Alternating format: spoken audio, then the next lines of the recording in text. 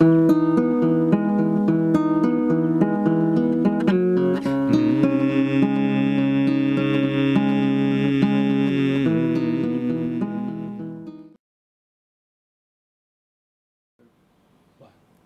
it depends on us. It really depends on us. You know, it could go in a very bad direction from this point. We're right on a knife edge at the moment.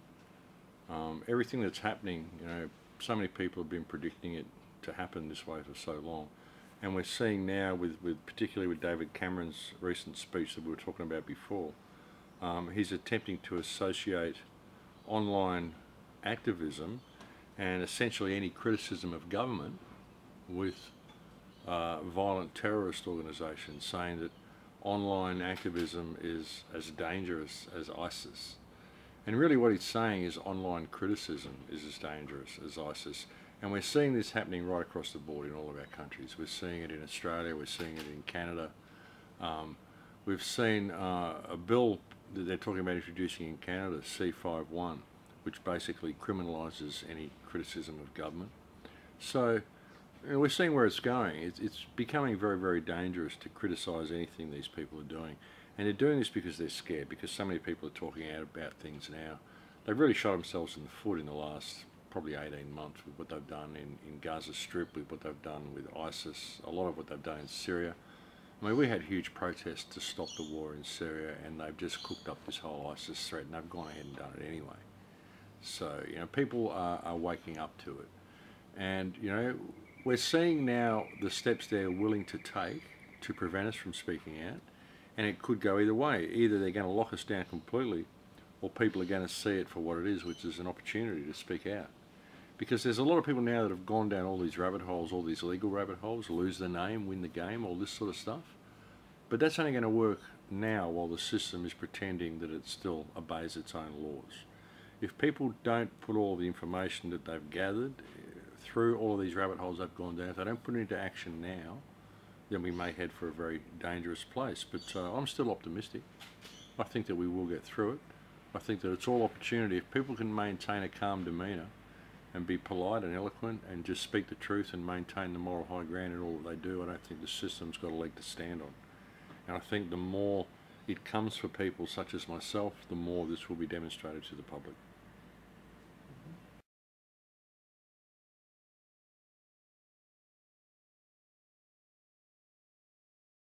Well, free speech is freedom. That's what it is. I mean, it's interesting, you know, it's an interesting dichotomy, because they're saying that they're bringing in all of these rules and all of these regulations in order to keep us safe so that we can maintain our freedoms, and yet one of the rules and guidelines they're putting in place is basically banning free speech, which is what freedom is.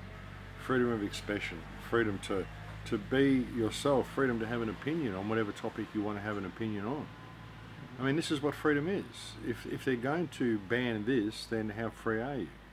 You know, people need to look at this. I mean, it's ridiculous. I mean, we've seen this in France. We saw the Charlie Hebdo shootings in Paris, which we say was an attack against free speech because someone had put an anti-Muslim cartoon in a magazine, and people got shot over it, and they say this is an attack against free speech, you should be able to say whatever you want. And then a couple of weeks later, someone got arrested for questioning the Holocaust, which is simply investigating an issue and asking questions about it. And this is free speech. And he was jailed, you know, and he was jailed under the free speech legislation that they brought in place because of Charlie Hebdo. So, you know, people have got to see that this is, it's doublespeak. Everything they're doing is doublespeak. Without free speech, you don't have freedom. Without the ability to question your government, then you can have no government accountability, and you end up in a dictatorship. If you can't question your government, when questioning your government becomes a crime, then your government can do anything it wants. It can carry out unbridled terrorism against its citizens, and if you question it, you become the terrorist. It's not acceptable. You know, but again, it's an opportunity.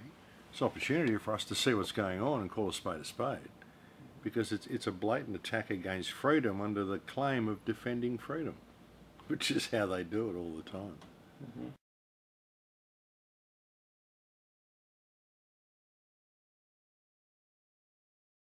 Well, you know, even criticising Israel seems to be taboo.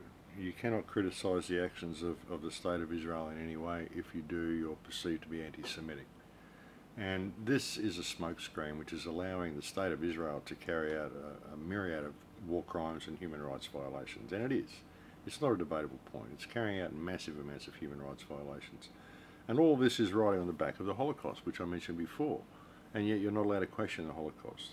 You're not even allowed to investigate it. You are allowed to investigate it, but if during the course of that investigation you find anything that questions the official line, you're not allowed to ask those questions.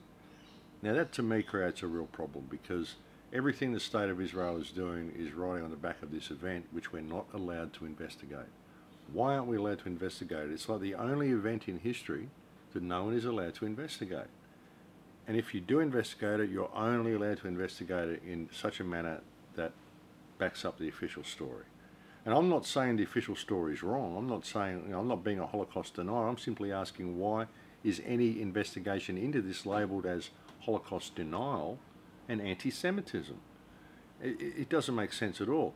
And this is what Israel is using to carry out all these war crimes. As soon as you question Israel, it goes anti-Semitism, the Holocaust, and you have to be quiet. It's, oh, I can't go there, have to be quiet, have to respect the dead. And it's just allowing Israel to carry out flagrant human rights violations. So I think it's an important issue. And I think the fact that this man has just been jailed, they're actually introducing legislation to criminalise any questioning of this event.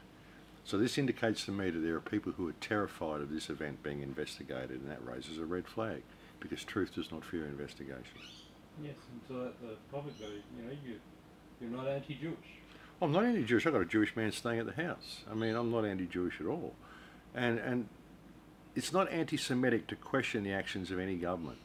Just because it's a Jewish government, it doesn't mean it's anti-Semitic to question their actions. If it was Ireland doing this to Cornwall, I'd be questioning the actions of Ireland. If it was France doing it to Germany, I'd be questioning the actions of France. It doesn't matter who it is. We've got to get rid of all of this ethnic and religious rubbish, all of this national rubbish, and think, oh, it's the Israelis doing it to the Palestinians, or it's the Germans doing it to the Jews. It's people doing it to people is what it is. These are humanitarian issues. All the countries, all the nationalities, all the ethnicities, we tend to look at the world from this perspective, from a perspective of us and them. The Arabs, or the Jews, or the French, or the Germans, or the British, or the Americans, they're all just people. It's just people. We made all the boundaries and borders up. It's just people hurting other people. It's a humanitarian issue.